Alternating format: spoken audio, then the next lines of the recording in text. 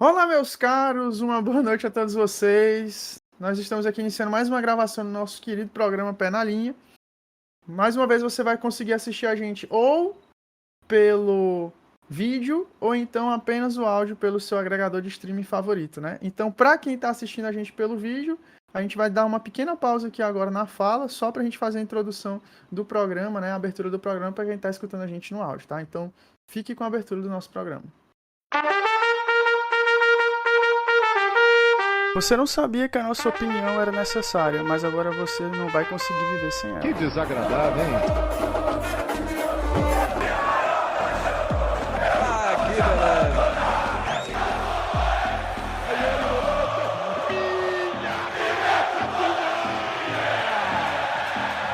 Ronaldo saiu pro Ronaldinho, pé direito, bateu. Brasil!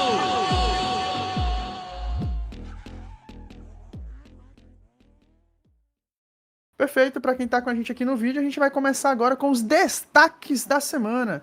Então, João Vitor, meu querido, né? Vamos para os destaques da semana, aquilo que foi mais relevante para vocês no planeta Bola, seja no Brasil ou fora do Brasil. Vamos lá, meu querido, seus destaques. A preparação física do Flamengo se manifestou após o jogo do Corinthians, que o Flamengo teve mais episódio de lesão, mais um. O Fábio, que é o preparador físico da comissão do Tite, ele trabalha com o Tite, veio falar e deu algumas declarações importantes. A que mais chamou a atenção foi que ele disse que as lesões estão acontecendo e vão continuar. De fato, o problema do Flamengo é crônico e já é irreversível na temporada. Ele pode até tentar amenizar a situação, mas é irreversível. Os jogadores do Flamengo vão ganhar uma folga agora até quarta-feira. Estão realmente no limite, tendo asas, não tem nem como treinar, não existe nem manutenção. A carga de treinamento já está excessiva demais, eles não têm que fazer manutenção, eles têm que fazer repouso total. Aí, se os caras não vão repousar, realmente o clube já não pode fazer nada. Mas não pensem que esses 3 dias de descanso vão resolver toda essa sobrecarga que os jogadores do Flamengo têm. Agora, o que ele falou não é nenhuma mentira. Realmente, todos os clubes estão sofrendo com isso e vão sofrer sempre com o calendário apertado. Porém, nós não podemos deixar de pontuar que também tem a responsabilidade do trabalho. O Flamengo não é a única equipe que está em 3 competições. Então, por que os problemas acontecem com mais recorrência no Flamengo? Esse é o questionamento que deve ser feito, é isso que deve ser resolvido. Então, não se pode tirar o foco. Realmente, tem as questões naturais do desgaste, do calendário, etc., mas tem também a questão da competência. Por quê? Porque nós sabemos que a condição física dos jogadores é algo imprevisível. Você trabalha com certas projeções, mas nós estamos falando de corpo humano, de carga de jogo, tem jogo que é mais intenso, tem jogo que é menos intenso, então não tem como evitar totalmente. Mas, ao mesmo tempo, nós temos uma ciência que permite, ainda mais o Flamengo com a estrutura que tem, que permite um trabalho mais preventivo de maior qualidade. Eu, pelo menos na minha visão, eu não sou um fisiologista, mas eu tenho um conhecimento prévio disso aí, eu tenho formação, para quem não sabe. Então, a gente sabe como é que é essa questão de sobrecarga. E com todo o aparato que um profissional tem no clube como o Flamengo, ele poderia, na minha visão, essa é a avaliação que eu faço, o Flamengo poderia estar numa situação melhor fisicamente. Mas esse é um assunto que a gente vai destrinchar depois melhor, principalmente com o Alisson, que tem um conhecimento bem amplo dessa parte. O último destaque que eu quero fazer é do Harry Kane. Harry Kane ganhou chuteira de ouro da temporada, chuteira de ouro da Bundesliga e foi também o chuteira de ouro da Eurocopa. O melhor centroavante do mundo, para mim, mais completo. O Haaland é um fenômeno, marcou outro hat-trick, 2 rodadas de Premier League, 2 hat-tricks dele, mas assim, quando se fala de um atacante completo, de um centroavante assim, que dá uma esperança, como centroavante antigamente, para mim o melhor centroavante do mundo é o Harry Kane. Esses são os meus destaques iniciais aí do nosso programa. Perfeito, João Vitor, muito obrigado pela sua colaboração. Ali, quando eu for falar um pouquinho do meu destaque, um pouquinho mais na frente, eu vou citar um pouco essa parte da fisiologia, porque a gente tem novidade no Flamengo, né? O Flamengo acabou de fechar uma parceria, né, com uma equipe que trabalha em específico com a tecnologia chamada de termografia infravermelha, que ela meio que tenta, tipo assim, dizer com a maior precisão, maior rigor, as chances que o atleta tem de se reabilitar de uma possível lesão. Então, dito isso, Marcos, meu querido, sua vez, quais que são os seus destaques dessa semana? Boa noite, meus queridos. Meu primeiro destaque, vou falar dois, ressaltar aqui a contratação, né, do Botafogo, do lateral esquerdo Alex Telles, que reincidiu com o Al Nassr. E a gente tá vendo aí, cara, que o John Textor, ele não para de investir, né, no Botafogo. No Brasil se permite isso por não ter fair play financeiro. Todo mundo sabe que o Botafogo não arrecada dinheiro suficiente pra estar contratando essa galera. Mas não estão desobedecendo nenhuma regra, né? Se é permitido, ele tá fazendo certo pro time dele. Tá fortalecendo. Cada vez mais aí o nosso glorioso, que vai se encorpando para poder chegar forte até o final do Campeonato Brasileiro. Acredito que nesse ano o Botafogo chegue mais forte do que no ano passado, na final do Campeonato Brasileiro, com essas contratações pontuais. Trouxe de volta o Adrielson, né, do Lyon. Não deu certo lá, mas já é adaptado ao clube e ao futebol brasileiro. Certeza vai agregar muito pro time do Botafogo. O meu outro destaque, cara, o João Vitor até falou, não tem como a gente nunca não falar do Flamengo. Como o Tite não consegue fazer o time do Flamengo não ser engessado, cara. Aquele jogo de ontem, o time do Flamengo é muito engessado. Parece que tipo robô dentro de campo, o time não consegue sair do pragmatismo. E isso é culpa do Tite, não tem como falar diferente. Até certos momentos, a gente lembra a seleção brasileira do Tite foi também pragmática e engessada. Talvez ele poderia se reinventar nisso, porque elenco, ele tem o melhor da América do Sul, mesmo sem com esse caminhão de lesões, né, de lesionados. A gente viu que o time do Flamengo ontem no papel era melhor que o do Corinthians. O time do Corinthians é muito ruim. O time do Flamengo ontem entrou com um time melhor do que o do Corinthians, mesmo com todas as lesões de jogadores importantes. Isso aí é algo que tem que ser revisto dentro do planejamento do Tite e seu filho, né? Que é o seu auxiliar técnico. Perfeito, Marcos. É isso, e realmente é algo que eu tenho batido na tecla um pouco, né? A gente fala do Flamengo do Tite. Não tem como você, como dirigente, contratar o Tite e esperar dele o fino da bola, né? A única coisa que você pode de fato esperar do Tite como treinador é eficiência. Resultado. Ele é um treinador resultadista, né? Mas atualmente, até a maneira como ele chega aos resultados tem sido estranha, porque ele sempre foi conhecido como um treinador cuja defesa era intransponível, né? E esse ano ele já tomou um 4-1 do Botafogo avassalador. O time dele era um time que se imaginava, né, que esse Flamengo do Tite perderia poucos jogos ao longo da temporada, ao longo dos anos, e o time dele segue perdendo bastante, né? Parece que ele não está conseguindo dar o ritmo dele de jogo. E aí, os como ele dois gols que sempre ele fica... tomou ontem, a defesa uma peneira. Exatamente. Dois gols que ele tomou ontem, dá pra Exatamente. É entender. sinal, né? Sinal de que tá faltando treinamento mesmo, né? E aí fica aquela situação em que ele fala que é o calendário. Mas o calendário é pra todo mundo. Como eu sempre costumo dizer, parece que a torcida do Flamengo ela é um pouco mais chata porque ela fala demais, né? E aí a gente sempre fica naquela cabeça que o Flamengo tem mais lesão do que o resto. Mas o Botafogo, gente, tá tendo tantas lesões quantas ou mais o Flamengo. O Cuiabano machucou, o Eduardo tava machucado, o Tiquinho até pouco tempo tava machucado, né? A sensação do Botafogo esse ano, o Jacaré, também tá machucado. E o Botafogo tá trazendo um jogador por semana, né? Hoje mesmo, como disse o Marcos aí, acabou de fechar com o Alex Telles. E antes mesmo da lesão do Cuiabano, já tinha fechado com o Vitinho, que seria o reserva do reserva, mas agora já vai ser um jogador que vai brigar por vaga, né? Porque o Cuiabano tá machucado. Então, assim, o Botafogo tem quase 3 jogadores por posição, com exceção do goleiro, e também trouxe o Adrielson, né? Que é um bom zagueiro. Então, assim, eu acho que fica naquela situação chata do torcedor do Flamengo. Quer culpar o treinador, por sua vez, culpa o calendário, que é igual para todos, mas culpa as lesões. E, enfim, parece que o que fica em segundo plano é a bola jogada, né? Bola por bola jogada, eu nunca esperei do Tite, né? Você pode ver nas gravações anteriores que a gente tem nos outros programas. Eu nunca esperei do Tite um bom futebol, não. Mas tá estranho como tá ruim. ver o time dele jogar, né? É triste mesmo assistir o jogo do Flamengo. Ele está nos incentivando a assistir alcoolizado o jogo. Se você for maior de idade, né? Se você for menor de idade, é só pra você ficar triste mesmo no dia seguinte ouvindo a zoeira dos coleguinhas, viu? Fala, Marcos. Eu não tô sabendo que tipo de lesões é dos jogadores do Botafogo, mas não teria alguma culpa aquele gramado deles, não? Não, né? Agora a gente vem pra parte aqui dos meus destaques da semana, né? Pode O concluir. gramado. Porque gramado sintético a gente sabe, até em vários campeonatos da Europa é proibido. Por mais que lá os gramados sofram com invernos rigorosos, mas eles proíbem por conta do alto grau de lesão, né? É bastante lesivo.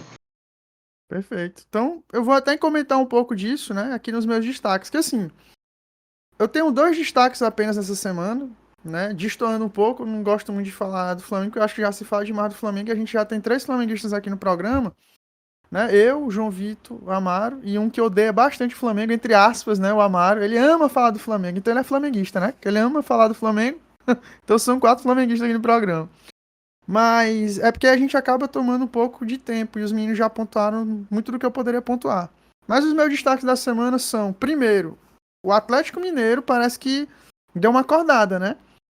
Até um parêntese aqui, a gente errou tudo na Copa do Brasil, não foi, João Vitor? Mas vamos esperar o jogo da volta. A gente achou que o Bahia ia vencer o Flamengo, Bahia perdeu pro Flamengo. A gente achou que o Corinthians ia passar do Juventude, Juventude venceu o Corinthians por 2-1.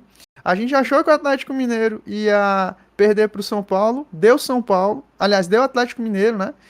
E a gente achou, né, que qual que era mesmo o quarto jogo que me fugiu aqui na memória? Vasco Atlético Paranaense. A gente achou que o Vasco ia perder, o Vasco ganhou, né, de virada. Então, assim, vamos aguardar para ver o que vai acontecer aí, mas o Atlético Mineiro parece que deu sinais de mudança, né? Deu um gás aí no time, aquela vitória contra o São Paulo.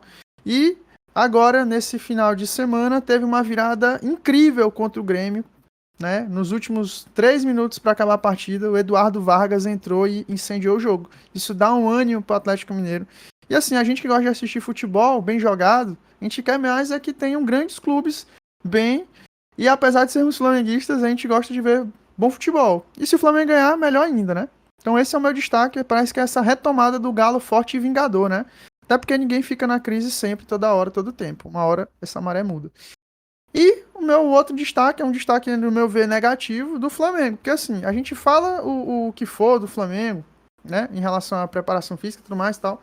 Mas vai ver um ponto que a gente vai até destrinchar melhor no vídeo que a gente vai soltar essa semana sobre essa história de lesões. O calendário ele é ruim para todo mundo. E tem um detalhe também, que às vezes parece que as pessoas querem reescrever a história.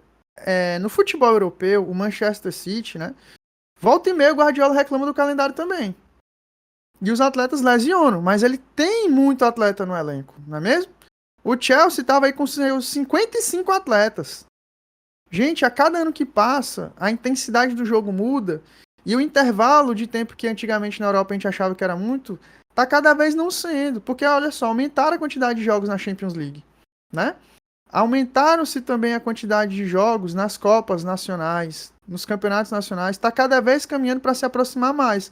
O calendário sul-americano, em especial do brasileiro, né? Porque no campeonato argentino já é muito próximo da quantidade de jogos, né? Do campeonato europeu. E, inclusive, eu acredito que, assim, falar de calendário, eu acho que não é errado, mas quando você usa isso como muleta, é o problema, que é o que o Tite está fazendo. Ele está usando isso como escudo.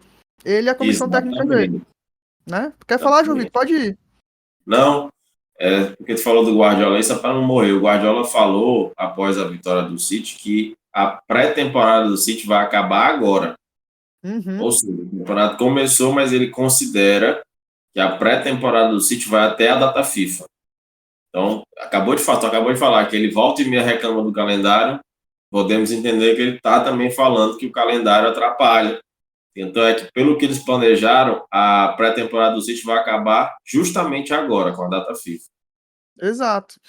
O Real Madrid, meus queridos, que foi campeão de muitos títulos na temporada europeia passada, é bom recordar, tinha um momento que na zaga do nosso querido Real Madrid tinha o Carvajal improvisado com o Tchouaméni, Camavinga na lateral esquerda, né? tendo, inclusive, que mudar o jeito do time jogar, porque não tinha centroavante. Os caras estavam lesionados. O Roselu veio e lesionou. O Vinícius Júnior, no começo da temporada passada, estava machucado. Então, assim, esse problema de calendário é em todos os lugares do mundo. Aí você vem falar, o problema é quem? O Flamengo tá... Exatamente, João Vitor, já começou a temporada com mais lesões, verdade. Já teve uma lesão no Real Madrid, o próprio Camavinga lesionou. Bellingham tá lesionado. Então, assim, o calendário é ruim para todo mundo. E eu acho de uma desonestidade intelectual muito grande você querer comparar o nível dos times que estão sendo enfrentados. Gente, é atleta, o intervalo de jogo não é bom entre uma partida e outra, os caras vão machucar, não tem o que fazer. Aí você tem uma diretoria como a do Botafogo, que tá trazendo um jogador por semana. O Botafogo tá trazendo um jogador novo por semana. Ponto. Não tem fair play financeiro. Meu amigo, contrate, traga jogador da Série B. Você tem que trazer atleta, porque o calendário não tá permitindo, pois traga. Traga da Série B, use da base, enfim. Tem que trazer atleta. Tá todo mundo machucando. O Botafogo enfrentou o Bahia na Copa do Brasil com 10 desfalques. 10. Tá? 10 desfalques. O São Paulo, que atravessou o Flamengo na contratação do Marcos Antônio, tava com 12 desfalques. Tá? 12. Beleza? O Palmeiras tá também com muito desfalque. O negócio é que a torcida do Flamengo é muito grande, muito chata. E parece que só no Flamengo os caras lesionam, né? Mas o que eu tenho pra dizer é que esses atletas eles estão lesionando mais, não é no treino. Se eles estivessem lesionando no treino, aí eu diria assim que a preparação física tá um lixo, né? Mas o que eu tô vendo é que a intensidade do jogo aumentou. Você vê uma partida do Botafogo, você vê uma partida do Palmeiras, você vê que os caras estão, tipo assim, os atletas com 70 minutos de bola rolando, os caras ainda estão correndo muito, meu amigo. E você não vê isso no Flamengo, por exemplo. A questão do Flamengo pra mim é montagem de elenco. Você vê, por exemplo, um atleta como o Varela. O Varela, ele não é um jogador que tem as características de jogo que casam com os meias que estão do lado dele. Você tem o atleta Eric Pulgar, ele não tem as características de jogo que casam com os atacantes que estão com ele. Então é um time desbalanceado na sua montagem. Pra mim, o problema do Flamengo é esse. E aí você vai pra outro aspecto, né? Do Flamengo também. Olha as contratações que o Flamengo tá fazendo. Em setembro, depois que muitos atletas foram expostos à data FIFA e só eles estavam jogando. E muitos da base, que acabaram se lesionando. Porque o atleta, quando ele vem da base, ele não está acostumado com essa transição de jogo. O jogo da base é um jogo mais lento, é um jogo menos pegado. Quando ele sobe pro profissional, ele vai estourar, ele vai machucar. Muitos desses meninos da base do Flamengo estavam machucados. Então, assim, pra mim foi uma gestão horrível da diretoria, que acaba culminando nisso. Porque essas lesões que os atletas estão tendo, independentemente de ser sintético ou não, os caras estão machucando pelo calendário. Pra vocês terem noção, o ideal é que o atleta tenha 96 horas de descanso entre uma partida e outra. No futebol europeu, eles conseguem dar pelo menos 72 horas. Aqui no Brasil, uma convenção da CBF com o Sindicato dos Atletas de Futebol Profissional diz que com 66 horas os atletas podem estar jogando. Aí, meu amigo, vai ter show de lesão mesmo. Ainda tem uns treinos, né? Nesse intervalo. Exato, ainda tem uns treinos. Então, assim, o Brasil pratica um intervalo que não é o adequado para os seus atletas. Os caras vão estourar, ponto. Fazer o quê, né? Fazer pontuar sobre as lesões do Flamengo, Alex, que a torcida realmente é muito chata, a gente sabe. Só que eu acho que o que pega muito a questão de se falar muito das lesões do Flamengo é porque é quem tá lesionando, são os principais jogadores, certo? Sim. É diferente da maioria desses clubes, tipo o Botafogo, o próprio São Paulo, os principais jogadores estão jogando. O Flamengo lesionou Cebolinha, que vinha sendo o melhor jogador no começo da temporada.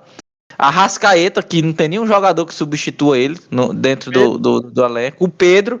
Então, é o peso de quem tá se lesionando no Flamengo que tá dando mais destaque a essas lesões do Flamengo.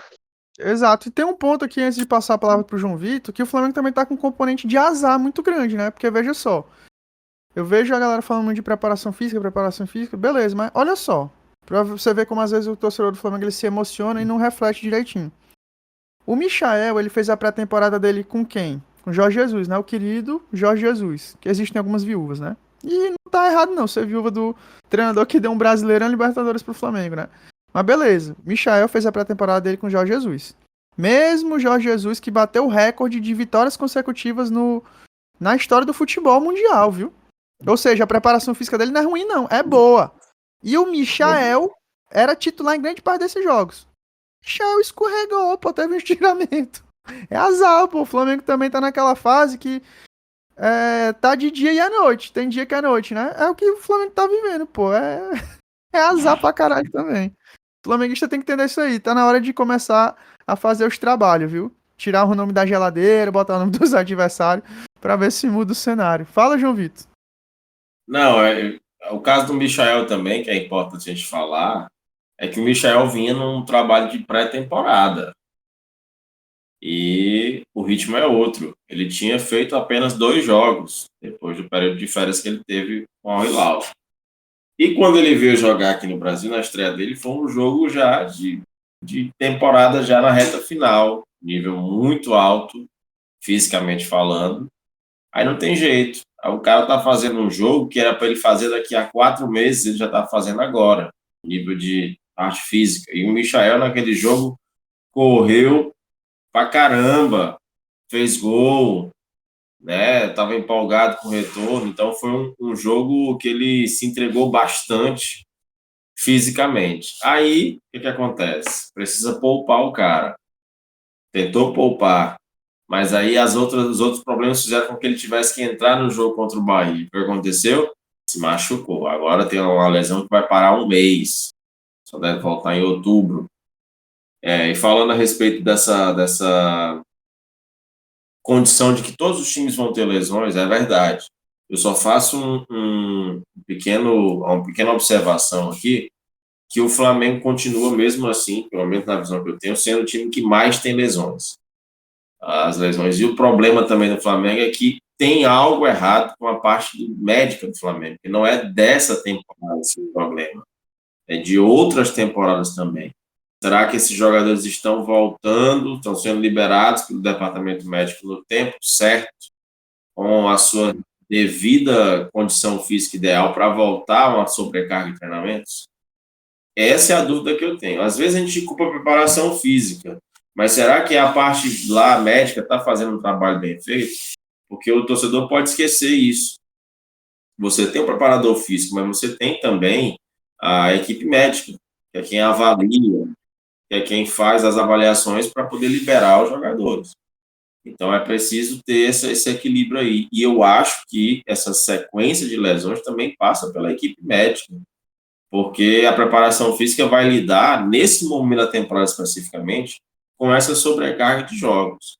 Quem vai analisar as lesões, quem vai analisar o período de tratamento, cicatrização, isso e aquilo, é a equipe médica.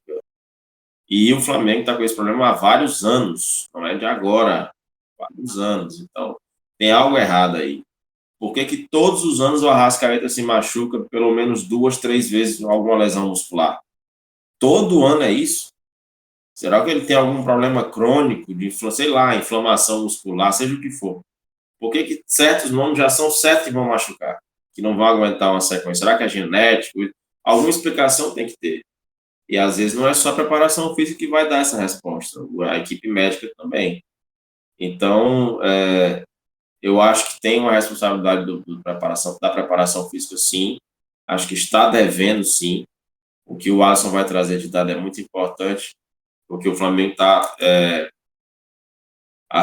fazendo parcerias agora com empresas que poderiam ser feitas há um bom tempo já, né?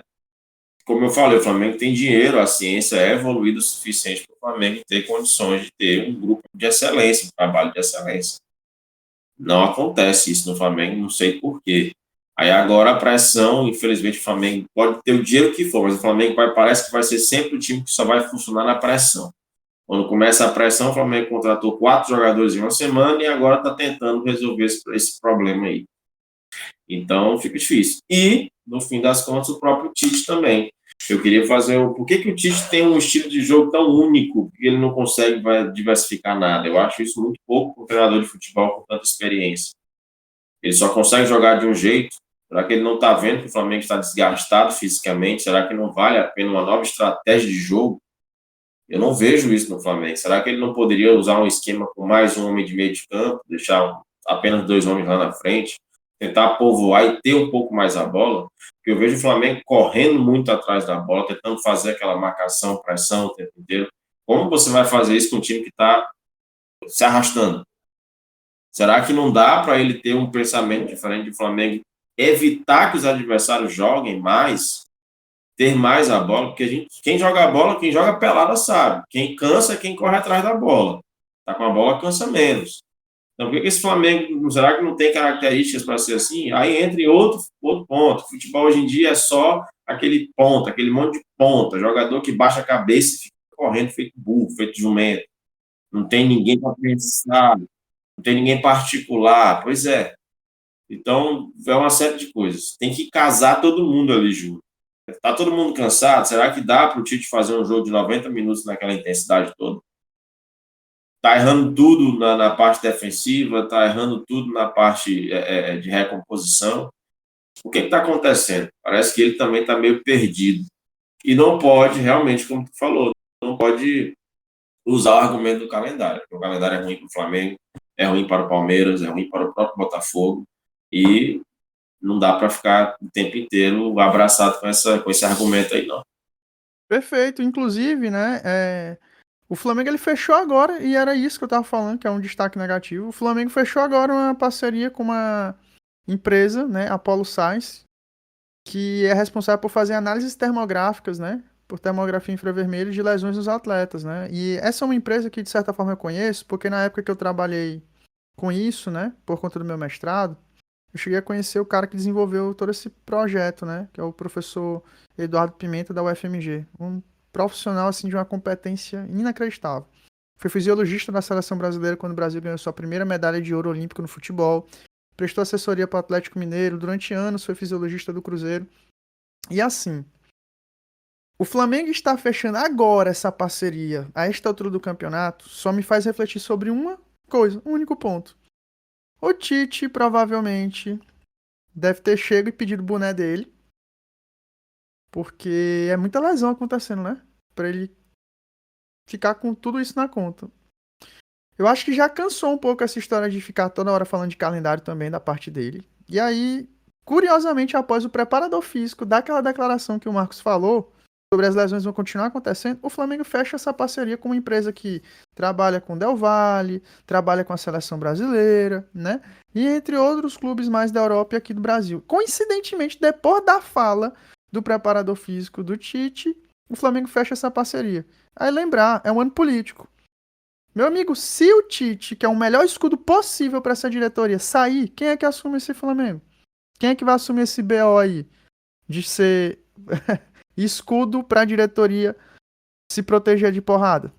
Então, para mim, isso é um recado claro que tem, sim, como o João Vitor tá falando, problema nesse departamento médico. E não é de hoje. 2019 o flamenguista fala, o Jorge Jesus não poupava. Gente, só 8 vezes o Flamengo conseguiu repetir aquela famosa escalação que todo flamenguista lembra de cabeça, do time que jogou a final da Libertadores e o Mundial de Clubes. Vários atletas passaram rodadas machucados. Para quem não lembra, o Arrascaeta foi jogar as quartas de final contra o Internacional extremamente machucado. Contra o Grêmio nem se sabia se ele jogaria, né? Então, assim, às vezes parece que se quer se reescrever a história. Esse departamento médico do Flamengo, como o João Vitor já vem pontuando, né, há vários programas, ele é problemático. E assim a gente vai encerrando aqui os nossos destaques da semana, né? Que a gente acabou se alongando um pouquinho, como sempre. Quando o Flamengo perde, a galera fala muito. É normal. Então, vamos agora para o nosso tema principal de hoje, que é o Campeonato Brasileiro, né? Então, meus caros, vamos a isso. Em relação ao Campeonato Brasileiro, assim, vou ser bem honesto, para mim, a melhor partida que teve no Campeonato Brasileiro foi esse jogo do Fortaleza contra o Botafogo. Muito mais pelo Botafogo, porque, rapaz, o Botafogo venceu, assim, com uma autoridade inacreditável. O Botafogo, ele mostrou assim, quero ser campeão brasileiro, esse ano eu não vou dar margem nenhuma para derrota. Porque se a gente recordar, no ano passado, a derrocada do Botafogo não foi contra o Palmeiras. Ali talvez seja o jogo mais emblemático, do 3-0 que virou 4-3, né? Mas a derrocada do Botafogo foi contra o Flamengo, naquele jogo que foi 2-1 do chororô do Bruno Henrique. Aí imagina como é que não ficou a cabeça do torcedor do Botafogo, né? Esse ano, quando vai enfrentar o Flamengo, faz um gol, toma um empate do Bruno Henrique e ele faz o chororô, né? E aí vai lá o Botafogo e mete 4 no Flamengo.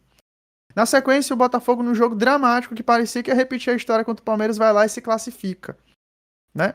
Então o Botafogo tem 2 vitórias com autoridade de seus maiores rivais. E contra o Fortaleza, que era o então líder do campeonato, ele foi lá e mostrou que queria ser campeão. Então, assim, pra mim, a gente começa falando sobre esse que foi o jogo mais importante, sim, dessa rodada, né? Jogo do Fortaleza. A gente já falou um pouquinho, né, João Vitor? Mas após o término da rodada, como é que você acha que vem Botafogo e Fortaleza para a sequência do Campeonato Brasileiro? Bom, eu acho que o Botafogo, ele hoje, depois desse jogo contra o Fortaleza também, ele se coloca, se não fosse já, mas ele se coloca, assim, sem dúvida, como o grande favorito do campeonato. É o título. Eu não vejo o Flamengo tendo gás, mesmo com o jogamento. O Palmeiras pode ser a sua grande ameaça por questões de ter só o Campeonato Brasileiro. Já o Fortaleza, eu coloco como um time que vai ficar ali no top 4 até top 3 do Campeonato Brasileiro, mas o Fortaleza sofre com as questões do elenco ser mais enxuto e com os grandes deslocamentos, né? Eu já até citei aqui o Flamengo, o Fortaleza, para falar do Flamengo, né? O Flamengo faz isso aqui, e o Fortaleza? O Fortaleza que atravessa o Brasil toda rodada, e vai para o jogo lá na Argentina, volta para jogar em Fortaleza. Então, nem tudo é calendário, realmente. Então, eu acho que o Botafogo assim, se credencia muito mais forte do que no ano passado. Você vê que é um time que, apesar de ter muitas mudanças no elenco em relação ao ano passado, mas o Botafogo é uma equipe hoje que tem mais aquela força para não, porque ano passado era engraçado, o botafoguense parecia que já sabia que ia dar errado. Não, a qualquer momento vai acontecer alguma coisa e a gente vai perder esse título. Aconteceu.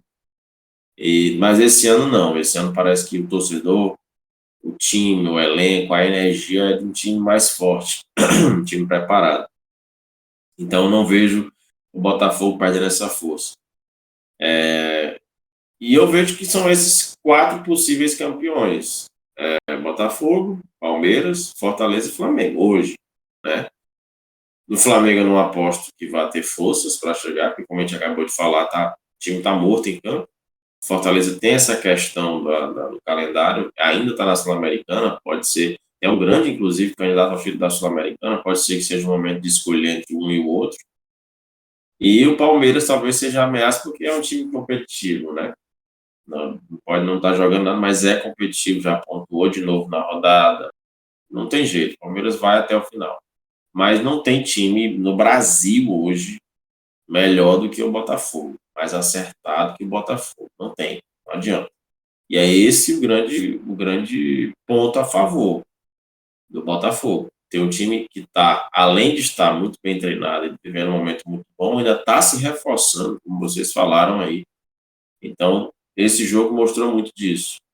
Acho que teve um certo excesso de respeito ali, de cautela do Fortaleza, que cobrou seu preço, mas de qualquer maneira era um jogo que o Botafogo tinha um certo favoritismo, né? Justamente por isso. E o Botafogo está com um elenco muito bom, muito bom. Mexeu no time no sábado para fazer alterações, ele colocou o Tietê no jogo, ele colocou o Tiquinho Soares no jogo, e, só para fechar, o Arthur está mostrando condição como um técnico que faz alterações táticas no time. Ele tem um repertório, exatamente, repertório tático. Ele termina o jogo colocando o Tiquinho e o Igor Jesus ali, 2 centroavantes que alguns senadores seriam um absurdo colocado, como nós já tivemos em outros exemplos aí. Não dá para jogar 2 centroavantes se tecnicamente eles têm características que podem casar. Então, esse é o ponto que eu estou vendo como muito bom do Botafogo, né? Ter um bom treinador, ter um time que está acertado, a conexão com a torcida está muito boa. Acho que esse ano não escapa, não. A não ser que o Botafogo foque mais na Libertadores em algum momento e ganhe a Libertadores, mas está muito difícil de imaginar o Botafogo terminar essa temporada sem um grande título. Verdade, perfeito, João Vitor, e aquilo, né? O time do Botafogo tem surpreendido. Pra mim, não surpreende hoje, porque uma vez, antes mesmo da gente ter o podcast, eu comentei assim com o Amaro. Lembro demais, que eu falei assim, cara, esse negócio é cíclico, sabe? O Flamengo tá bem agora, mas daqui a pouco o Flamengo começa a entrar numa crisezinha, fica sem ganhar. E daqui a pouco chega a hora do Botafogo. Óbvio que eu não vou torcer pro Botafogo ser campeão. Mas realmente, como fala o João Vitor, o Botafogo tá cada ano lutando mais, chegando mais, e o seu dono entende isso. É só investindo que você vai chegar nos títulos. Não significa dizer que no primeiro ano investido vai dar certo. Mas o time, né, se credibiliza a isso. Ele fica agora, né, disponível cada vez mais para a chance de título. Marcos, querido, e como é que você vê para o segmento do campeonato, né, e da temporada no Brasileirão? Como é que saem Botafogo e Fortaleza dessa partida? O Botafogo saiu bastante fortalecido, né? Como eu já até comentei. E tu falou, Alisson, que eles, tipo, venceram e convenceram contra um forte adversário. Um time que é extremamente chato de jogar quando é dentro da. Tipo, ele vai visitar o adversário porque é um time físico e trabalha muito bem no contra-ataque. O time do Fortaleza é um time muito físico. E todo mundo sabia que não seria fácil o trabalho do Botafogo e eles fizeram parecer fácil. Para quem viu o jogo, fizeram parecer fácil. E não é todo time que vai pegar o Fortaleza dentro de casa e fazer o que o Botafogo fez. Na verdade, eu acho que fora o Botafogo hoje, só o Palmeiras consegue isso. Nem o nosso Flamengo consegue. O Flamengo não tem a intensidade de jogo necessária para manter esse ritmo. O time do Botafogo é um time muito físico também e jovem. O time do Botafogo hoje é um time jovem. Rejuvenescer o elenco do Botafogo em relação ao ano passado. Talvez isso também é outro ponto do porquê o Botafogo não teve força de chegar no final do campeonato para disputar o título. A idade, a gente está no esporte, que a idade é superpoder.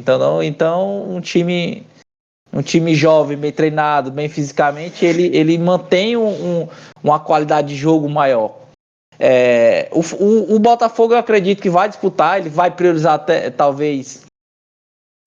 É até complicado saber se ele vai priorizar o Brasileiro ou a Libertadores, mas eu acredito que eles preferem o Brasileiro, se for para chegar o momento de priorizar, até pelo que aconteceu no ano passado com eles, que eu acho que está engasgado lá dentro de todo mundo do clube, a questão do Brasileirão, da forma que eles perderam. Talvez chegue um momento que eles vão precisar, porque eu acredito que eles ainda vão passar agora na próxima fase da Libertadores. E o Fortaleza, eu vejo que ele vai chegar lá top 5. Eu não acho que ele vai ter força pelo ponto que o João Vitor botou. O time não tem capacidade financeira de fazer igual o Botafogo está fazendo, contratando um jogador toda semana. Então acaba pesando. E onde é mais fácil ele ganhar o título? Na Sul-Americana. Então vai chegar o ponto que eu acho que eles vão priorizar a Sul-Americana, que é onde dá a porta de entrada para a Libertadores, vai dar uma grana, vai dar uma visibilidade, e eles vão sair bem colocados dentro do Campeonato Brasileiro. Ali ele não sai mais daquele top 5, ao meu ver, que já é um feito gigantesco em relação ao Campeonato Brasileiro. E vão continuar competitivos, e não vai ser todo time que vai ganhar do Fortaleza, não. É um time muito bem treinado também com o Vojvoda, trabalho a longo prazo, e a tendência é eles se manterem aí no alto nível. Perfeito, Marcos. Realmente, o time do Fortaleza, como o nome sugere, é uma fortaleza, né? Salvo engano, durante a transmissão foi dito isso. A terceira melhor defesa do campeonato e o goleiro, né, do Fortaleza é aquele que mais faz defesas difíceis por jogo, em média 4. Então, assim, além de ter uma defesa muito bem treinada, um time que tem uma proposta de jogo muito bem pensado, né? É um time que está com o goleiro numa fase muito boa. Ainda falando sobre o Campeonato Brasileiro, vamos falar agora, né, desses clubes que estão fazendo uma retomada agora nessa reta de chegada, né? O Fluminense parecia um time morto, o Corinthians parecia um time morto e o Vasco também durante grande parte do campeonato. E olha só, a gente teve um reencontro interessante. Vamos primeiro falar desse reencontro. Juventude Internacional. Querido Roger Machado se reencontrou com o Juventude, né? E aparentemente deu certo.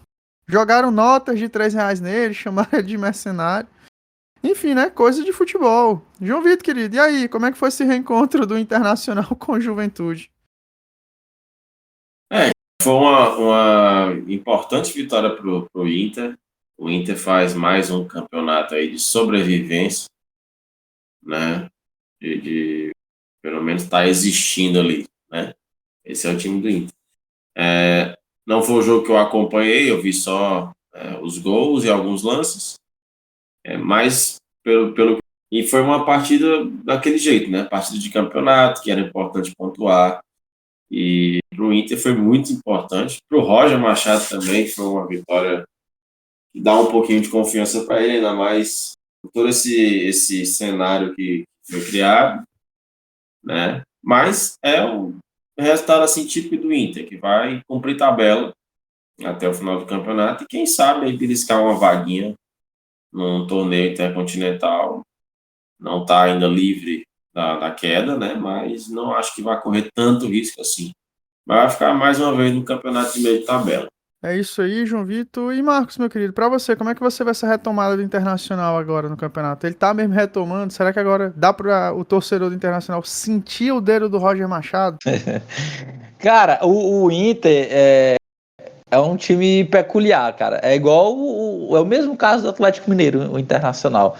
São times, cara, se tu for pegar o papel, o elenco, cheio de jogador conhecido, que com bagagem, jogou na Europa, mas são times que não conseguem desenvolver, isso é incrível. Então, numa maré já de anos, montando super elencos caros, e não consegue disputar nem o título do Campeonato Brasileiro, né? Que o elenco do Internacional era para estar ali nas cabeças, se tu for pegar. Mas não consegue, é como o João falou, vai ser disputando mesmo aí meio de tabela. Eu não vejo ainda algum time assim muito firme de emendar uma sequência, até igual o Vasco fez, né? O Vasco já tá emendando um mês aí sem derrota e com várias vitórias. Eu não vejo o Internacional fazendo isso. O Internacional é um time inconstante. Ele é capaz do Internacional ir dentro da casa do Botafogo, ganhar do Botafogo e perder dentro de casa com o Criciúma. Esse é o time do Internacional, que a gente sabe. É o estilo do Inter de ser atualmente. Um time que sempre foi muito forte dentro do Beira-Rio e hoje em dia não é mais tanto. Costuma perder dentro de casa. Então por isso que não dá mais para confiar assim, atualmente, né? E venceu um adversário que tem sido duro para ele, para o Grêmio, o pequeno do Rio Grande do Sul, né? Que é o Juventude, e esse ano vem batendo no Grêmio e no Internacional. Acho que é a primeira vez que o Inter consegue ganhar agora nele, do Juventude. Foi um momento importante, por mais que ele esteja com vários jogos, acho que é 4 atrasados, mas se ficar perdendo, o psicológico bate, esses 4 jogos ia ser derrota certamente, porque a gente sabe que envolve muito psicológico no futebol, né? E é isso, eu não vejo muito isso não. O Juventude vai disputar para não cair e o Inter vai ficar ali meio de tabela. Feito, vamos juntar agora 2 em 1, né? Como é que vocês analisam essa retomada do Atlético Mineiro, né? Que é um clube que está claramente naquela ascensão de fim de temporada para tentar dar aquele sprint final. E como é que vocês veem esse começo de retomada do Corinthians, né? Como é que vocês enxergam esses dois clubes aí aqui pro resto da temporada? Porque o Atlético Mineiro ainda tem Libertadores, o Corinthians perdeu pro Juventude, né? E venceu o Flamengo, uma vitória que dá moral, né? No ano de aliás, na data de aniversário do seu clube, né? Como é que vocês veem aí esses dois times? No caso do Atlético, eu prefiro esperar.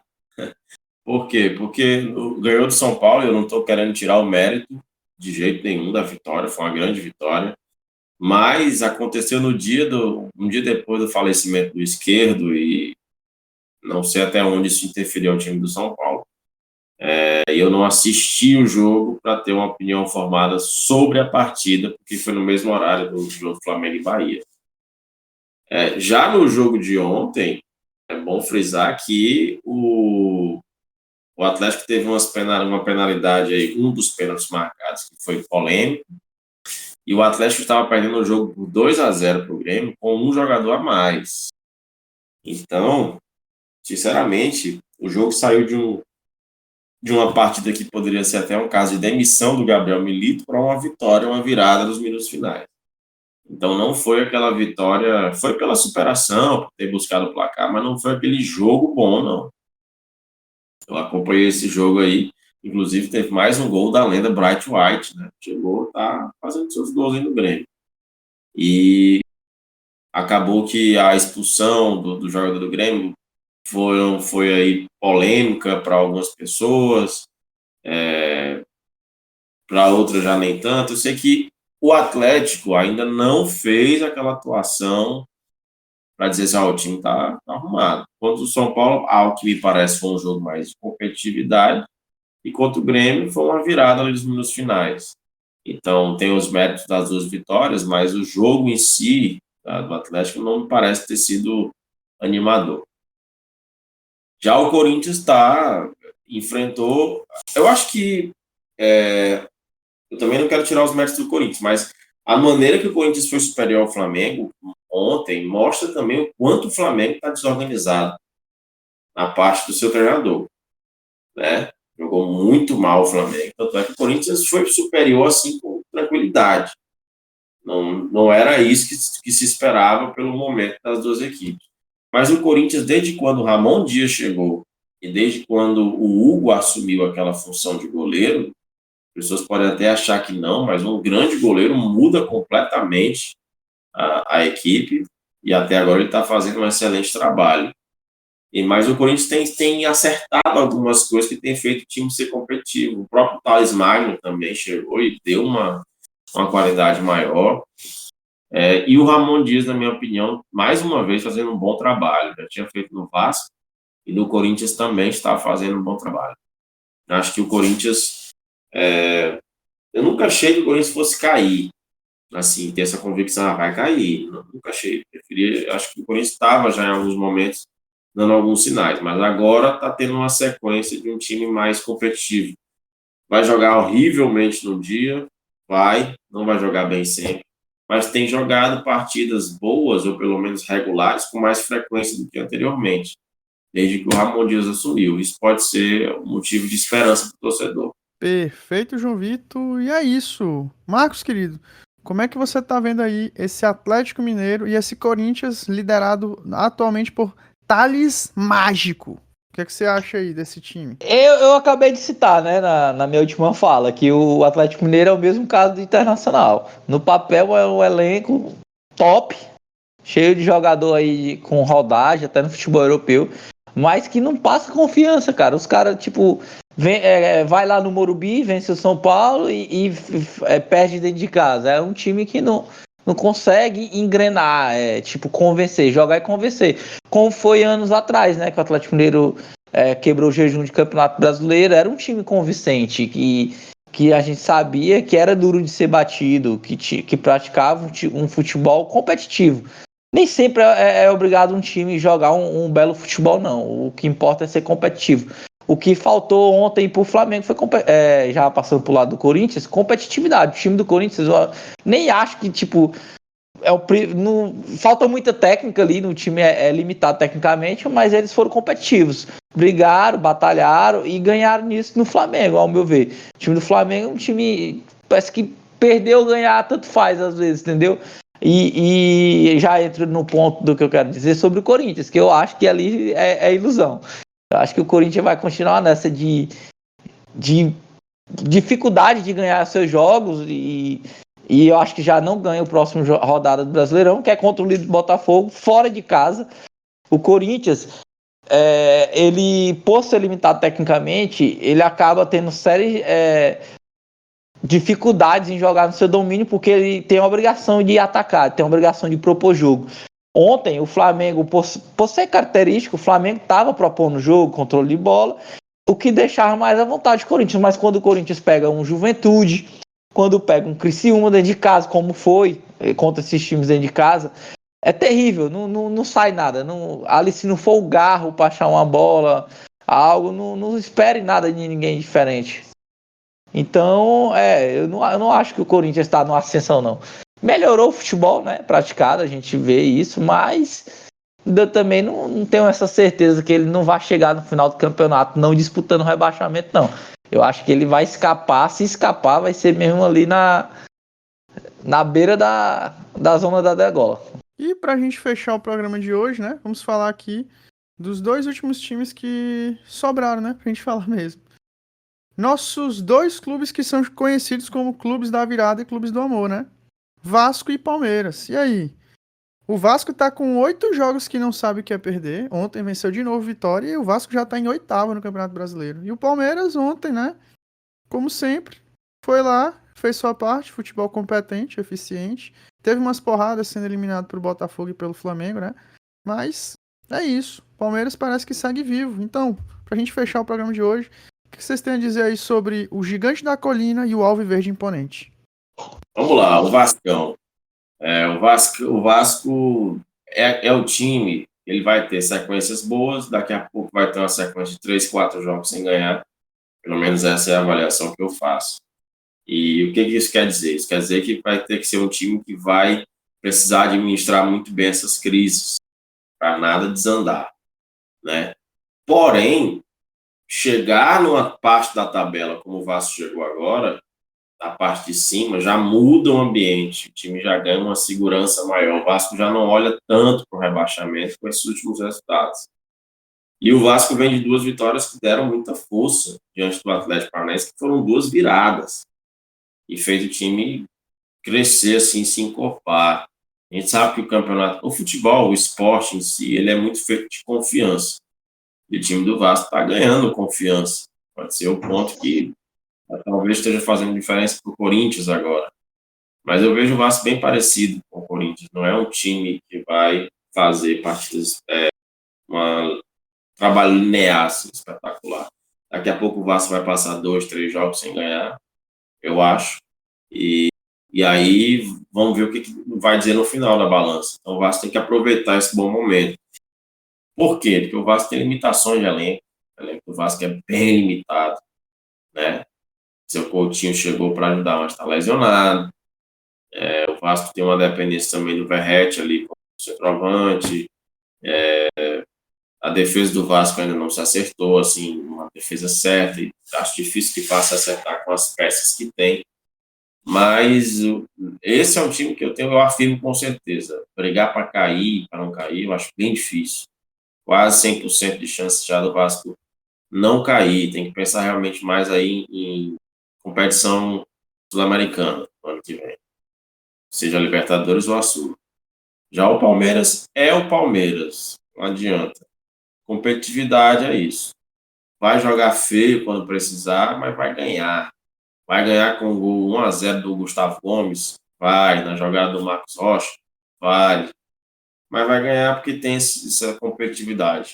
Não sei se vai ter força até o final para brigar ali, cabeça a cabeça com o Botafogo.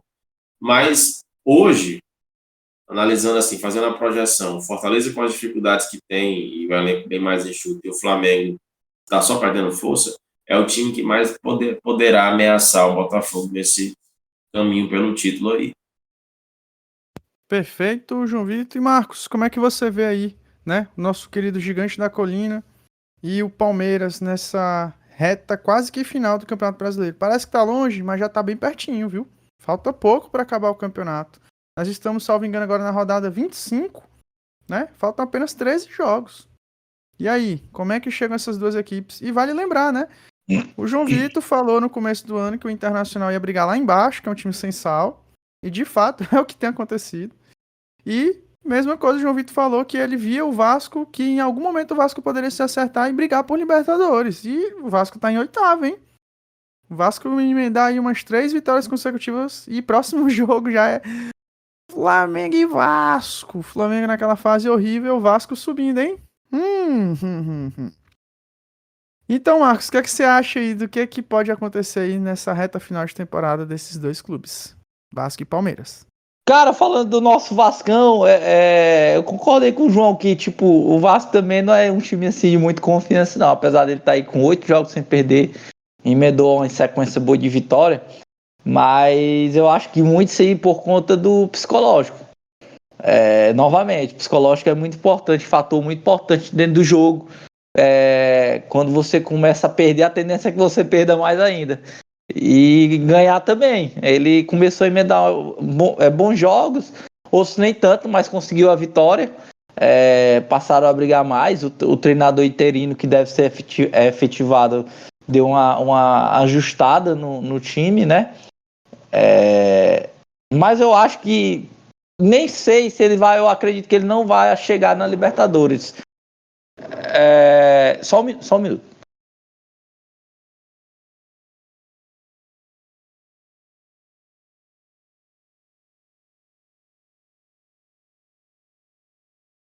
Pressão que a esposa tá dando nele aí, viu?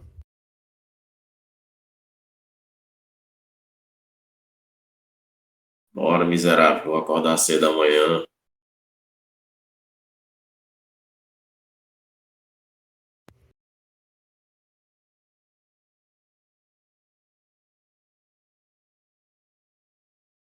Cara, minha irmã passou aqui fazendo zoada. Relaxa, eu corto na edição. Prosseguindo com o raciocínio. Eu acho que o Vasco, ele não vai.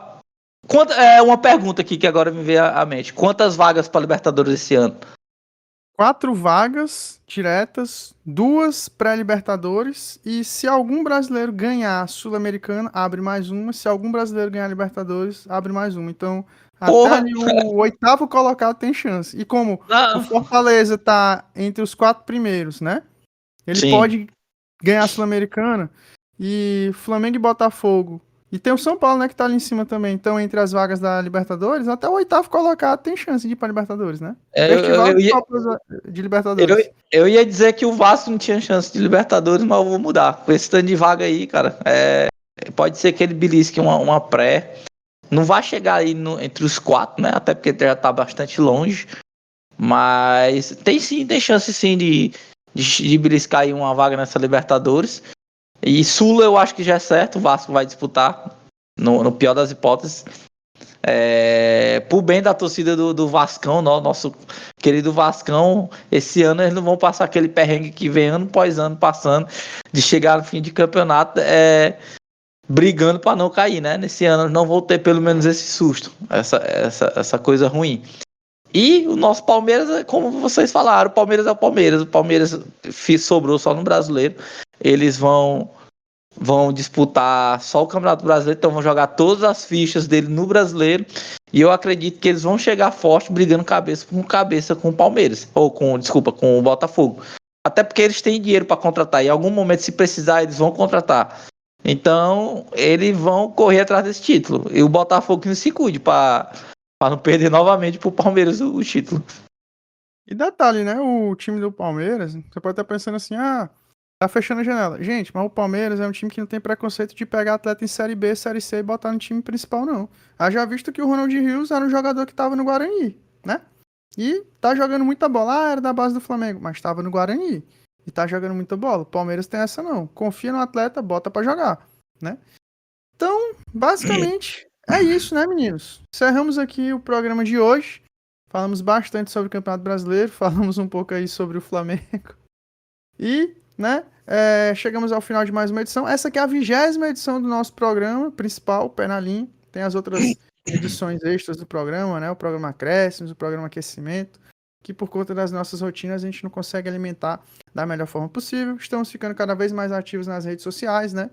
Então, curta, compartilhe, siga-nos nos nossos canais de comunicação, TikTok, Kawaii, Instagram e também no YouTube, além dos nossos agregadores também, né, de streaming. A gente está provavelmente no seu agregador de streaming favorito, seja Amazon Music, YouTube Music, Spotify, Apple Podcasts ou Deezer. Estamos em todos, né?